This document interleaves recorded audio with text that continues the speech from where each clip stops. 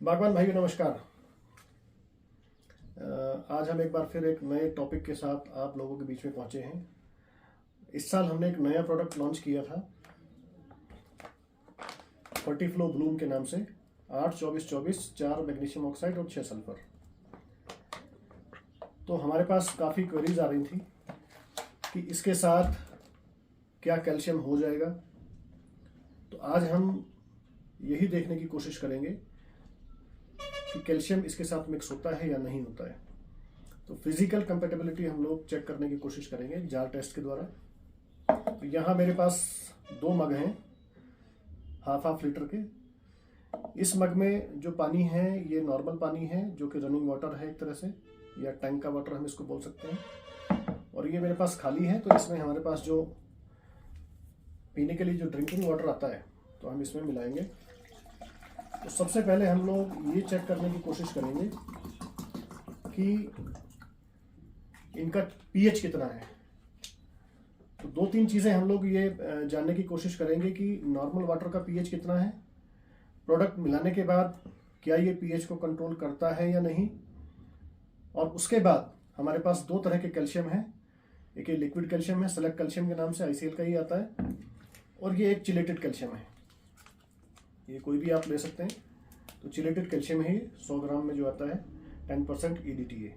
तो आज हम इन दोनों को मिला करके फिजिकली कंपेटेबल है या नहीं है ये जानने की कोशिश करेंगे। तो सबसे पहले हम कोशिश करेंगे कि इनका जो है, ये हमारे पास पीएच मीटर है, तो हम पहले इनका पीएच जानने की कोशिश करेंगे कि पीएच कितना है। तो ये हमारे पास ड्रिंकिंग वाटर जो वाटर पैक वाटर होता है वो है, और ये हमारे पास रनिंग वाटर है।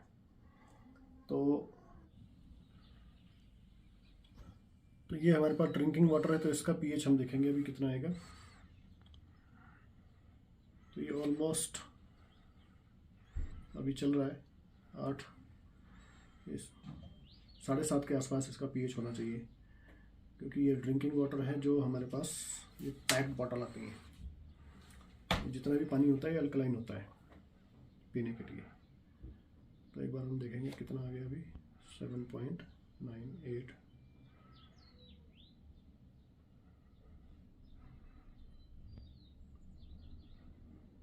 जैसे फिक्स हो जाएगा फिर देखते हैं। ये 7.7। ये थोड़ा फोकस करके दिखाओ इधर। तो ये हमारे पास ड्रिंकिंग वाटर है। अब हम जो हमारे पास नेचुरल वाटर है जो रनिंग वाटर आता है, तो हम उसको अब उसकी हम देखेंगे कि पीएच कितना है।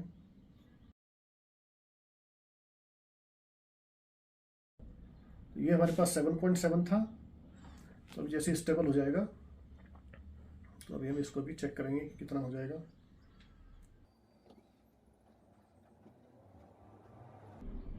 ये हो गया, ये देखिए 8.2।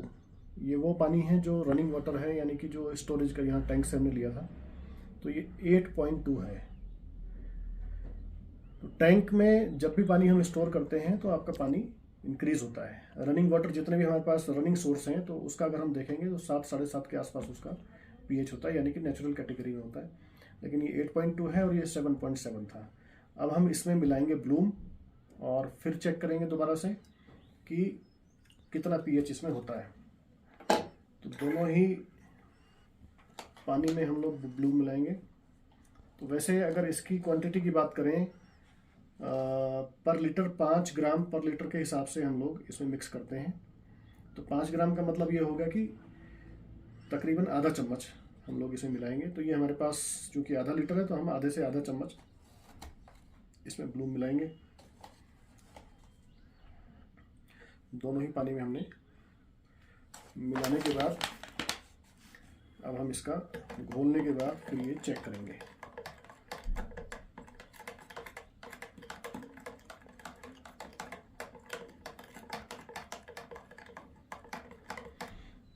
एक और चीज़ है, जितनी भी WSF ग्रेड है, WSF ग्रेड का मतलब होता है 100% वाटर सॉल्युबल, यानी कि ऐसी खाद जो पानी में घुलने के बाद 100% घुल जाए और पानी का कलर भी चेंज ना करे, बशर्ते उसके अंदर कोई कलर ना हो। अगर उसके अंदर कोई ऐसा पिंक या रेड कलर कोई मिला हुआ है, देन पानी भी उसी कलर का हो जाएगा, लेकिन उसके बावजूद भी ट्रांसपेरेंट दिखना चाहिए, जैसा कि साफ पानी रहता है। तभी उसको हम 100% वाटर सॉल्यूबल बोलते हैं, यानी किसी तरह की गंदगी उसके अंदर या पानी धुंधला नहीं होना चाहिए, वो ट्रांसपेरेंट वो दिखना चाहिए। तो वैसा ही हम देखेंगे कि जितनी भी ICL की खाद हैं WSF, वो सभी उच्च क्वालिटी के हिसाब से बनती हैं, उच्च क्वालिटी मटेरियल से बनती हैं, जो रॉ मटेरियल उसमें इस्तेमाल होता है। तो घुलने के बाद अगर आप देखोगे तो पानी बिल्कुल ट्रांसपेरेंट आपको ऐसे दिखेगा। ये देखिए, किसी भी चीज़ को घोलने के लिए दो चीज़ें इंपॉर्टेंट हैं। नंबर 1 पानी का टेम्परेचर, प्लस उसकी जो क्वांटिटी है कि कितने ग्राम कितने लीटर पानी में घुलता है, तो उसके हिसाब से उसकी कंपेटेबिलिटी होती है। आइडियल टेम्परेचर माना जाता है 20 डिग्री। 20 डिग्री टेम्परेचर पे नॉर्मली सभी चीज़ें आसानी से घुल जाती हैं, और अगर पानी जितना भी ठंडा होगा तो कोई भी चीज़ उतना ही स्लो घुलेगी, धीरे धीरे घुलेगी। तो ये पानी का जो टेम्परेचर है तकरीबन 15 डिग्री के आसपास है, इसलिए आपको कोई भी चीज़ जब इसमें घुलेगी तो थोड़ा सा नॉर्मल पानी की अपेक्षा स्लो जो है स्पीड के साथ ही इसमें घुलेंगे। लेकिन घुलने के बाद पानी आपका गंदा नहीं होना चाहिए, धुंधला नहीं होना चाहिए, पानी आपका ट्रांसपेरेंट दिखना चाहिए इस तरह से। ये देखिए, इसमें आर पार आप देख सकते हैं, और इसमें भी आप आर पार देख सकते हैं। तो अब हमने घोल दिया है, तो घोलने के बाद हम इसका फिर से pH चेक करेंगे। जैसा कि हमने बताया था, ये ड्रिंकिंग वाटर है पैक बॉटल का, 7.7 इसका pH था, और ये था हमारे पास जो है स्टोर वाटर, तकरीबन 8 pH इसका था। तो हम अब इसका वापस चेक करेंगे ब्लूम घोलने के बाद कि कितना इसका pH अभी हो गया। फोकस करके दिखाइए जरा इधर कि कितना pH अभी इसका जा रहा है।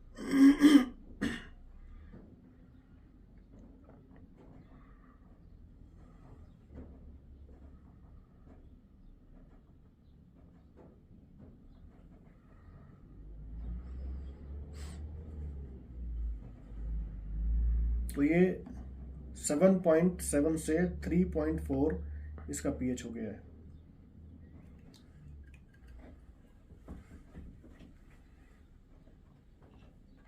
और अगर यहाँ देखें,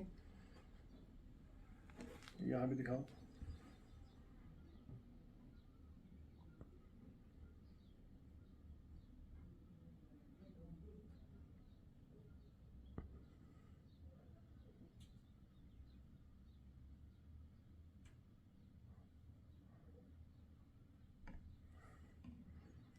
तो ये 3.5, यानी कि नॉर्मली दोनों ही pH को 3.5 पर ला करके इसने फिक्स कर दिया है। इट मीन्स ब्लूम भी वाटर pH को बैलेंस करता है। क्यों करता है? अगर आप ध्यान से देखेंगे तो ये पैकासिड टेक्नोलॉजी पर बना है। पैकासिड, ये इजराइल की पेटेंटेड टेक्नोलॉजी है पैकासिड। पैकासिड टेक्नोलॉजी पे बने होने के कारण ये पानी के pH को बहुत बेहतर तरीके से बैलेंस करता है। और इसके अंदर अब हम ये जानने की कोशिश करेंगे, पहली चीज़ हमने ये पता की कि क्या ये पानी के pH को बैलेंस करता है या नहीं करता है। हाँ, ब्लूम पानी के pH को बैलेंस करता है। अब हम ये जानने की कोशिश करेंगे क्या फिजिकली कैल्शियम इसमें मिलाया जा सकता है या नहीं मिलाया जा सकता, कंपेटेबल है या नहीं है।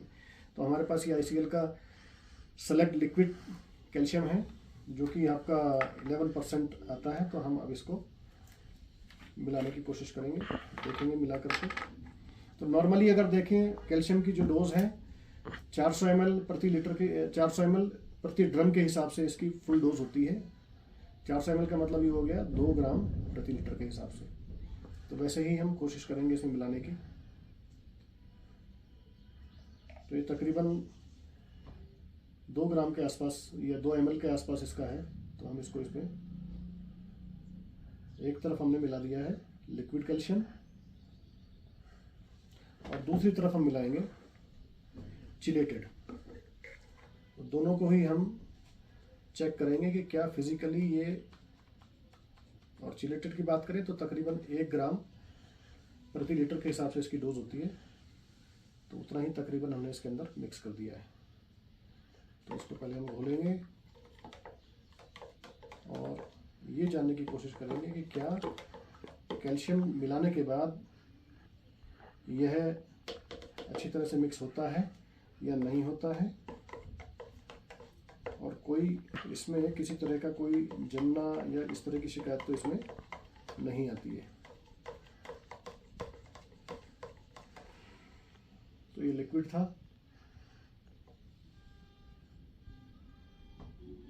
ये हमने इसे मिक्स कर दिया है, और ये हमारे पास चिलेटेड है, तो चिलेटेड हमने इसमें मिक्स किया।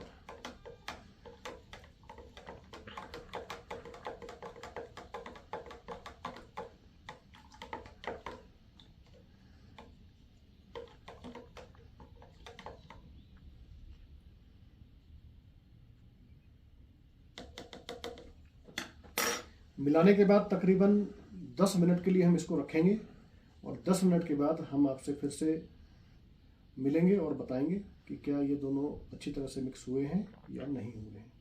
तो ब्लूम की हम जब बात कर रहे थे, तो ब्लूम बेसिकली इस साल हमने एक नया प्रोडक्ट लॉन्च किया था। ये आपका फ्रूट सेट होने के बाद से लेकर के फ्रूट डेवलपमेंट स्टेज में हम कभी भी इसका इस्तेमाल कर सकते हैं। इसकी जो डोज़ है वो हम 1 किलो 200 लीटर पानी में इसकी रिकमेंडेशन है। मैं सबकी जानकारी के लिए बता दूं, इस प्रोडक्ट को हम लोग, हमारी जो रिकमेंडेशन है वो है कि आप इसको सिंगल इस्तेमाल करें, किसी भी फंजीसाइड या इंसेक्टिसाइड के साथ इस्तेमाल ना करें। आप इसको सिंगल इस्तेमाल करिए। 1 से लेकर के 1.5 किलो प्रति ड्रम के हिसाब से आप इसका इस्तेमाल कर सकते हैं। क्योंकि आप लोगों के कॉल बहुत सारे आ रहे थे कि एक बार टैंक मिक्स करके देखिए आप लोग कि क्या फिजिकली कैल्शियम इसमें कंपेटेबल है या नहीं है। कल शाम इस टेस्ट से पहले भी हमने इसमें कैल्शियम और फंजीसाइड्स मिला करके देखे थे। तो हमने एक जो डाइथेन और बेवस्टीन का जो मिक्सचर आता है वो हमने मिक्स करके देखा था, और हमने उसको पूरी रात रखा था, आज सुबह तक रखा था। तो किसी प्रकार से भी सॉल्यूशन में कोई प्रॉब्लम नहीं आई थी, न तो वो फटा, न जमा, न दही की तरह गाढ़ा हुआ, एक नॉर्मल सॉल्यूशन था। तो ये थी फिजिकल टेस्ट जो हमने रात करके देखा था। लेकिन फिर भी हमारी रिकमेंडेशन है कि आप लोग इसको अकेले ही इस्तेमाल करें। जैसे कि हम सभी जानते हैं, लोग कैल्शियम के साथ बोरोन भी इस्तेमाल करते हैं। तो क्या बोरोन भी इसमें मिलाने के बाद सॉल्यूशन हमारा सही रहेगा? तो आइए हम इसको भी टेस्ट करके देख लेते हैं एक बार। ये हमारे पास बोरोन है ICL का, जो कि आपका 20% में आता है, पाउडर में है। ये डाइसोडियम ऑक्टा बोरेट टेट्राहाइड्रेट, ये 20% में आता है सेलेक्ट बोरोन के नाम से। तो इसको भी हम मिक्स करके देख लेते हैं। ये एडिशनल टेस्ट है कि क्या बोरोन भी इसके साथ मिक्स हो जाएगा। तो बोरोन की भी क्वांटिटी जैसा हम जानते हैं तकरीबन 1 ग्राम पर लीटर के हिसाब से होती है। तो दोनों में ही हम 1-1 ग्राम मिला करके देखेंगे।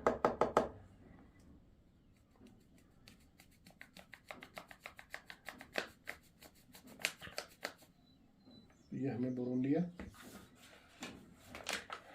और ये देखिए आप डालने के बाद जब बोरोन नीचे जाता है तो नीचे जाते जाते वो घुल जाता है। इस तरह से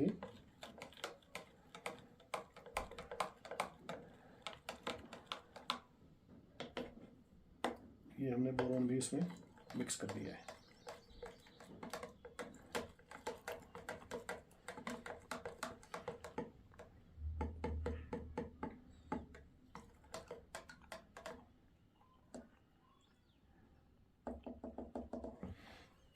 तो ये तकरीबन घुल गया है। देखिए आप, बिल्कुल ट्रांसपेरेंट दिख रहा है, और फिलहाल इसमें किसी प्रकार की कोई परेशानी नज़र नहीं आ रही है। ये अभी घुल रहा है, देखिए आप, पानी घूम रहा है। तो अभी इसको हम 2 मिनट के बाद चेक करेंगे। तो ये फिजिकल टेस्ट हम लोग इसलिए कर रहे हैं, जैसा कि हम सभी बोलते हैं कि जार टेस्ट किसी भी कंपोजिशन को या किसी भी केमिकल को, या हम जब 2, 3, 4 चीज़ें मिक्स करते हैं, तो ये सबसे बढ़िया और सबसे सस्ता और सुलभ टेस्ट है जो हम घर पे आसानी से परफॉर्म कर सकते हैं। कि हम जार टेस्ट जरूर घर में करके देख लें कि जो भी चीज़ें हम स्प्रे करते समय टैंक में मिक्स करने वाले हैं, वही सब चीज़ें हम लोग एक छोटे जार में मिक्स करके और उनको घोल करके देख लें। तो अगर किसी प्रकार की कोई परेशानी वहाँ नहीं है, पानी हमारा नॉर्मल है, पानी जमा नहीं है, फटा नहीं है, या किसी और तरह की परेशानी हमें पानी में नहीं दिख रही है, तो जनरली ये कहा जाता है कि हम उसका इस्तेमाल फोलियर स्प्रे के लिए कर सकते हैं, क्योंकि पानी हमारा नॉर्मल है। अब देखिए यहाँ पे बिल्कुल ट्रांसपेरेंट पानी है और किसी प्रकार के जमने फटने की शिकायत इस समय इसमें बोरोन ऐड करने के बाद भी नहीं आ रही। यहाँ भी देखिए धीरे धीरे अभी ये ट्रांसपेरेंट होना शुरू हो गया। तो इसमें फिजिकली भी अगर देखें, ऊपर जूम करके इसमें दिखाइए, तो इसमें किसी प्रकार का कोई भी पदार्थ इसमें इस समय सॉलिड फॉर्म में नहीं है, यानी कि इसका मतलब ये है कि ये सॉल्यूशन बिल्कुल ओके है।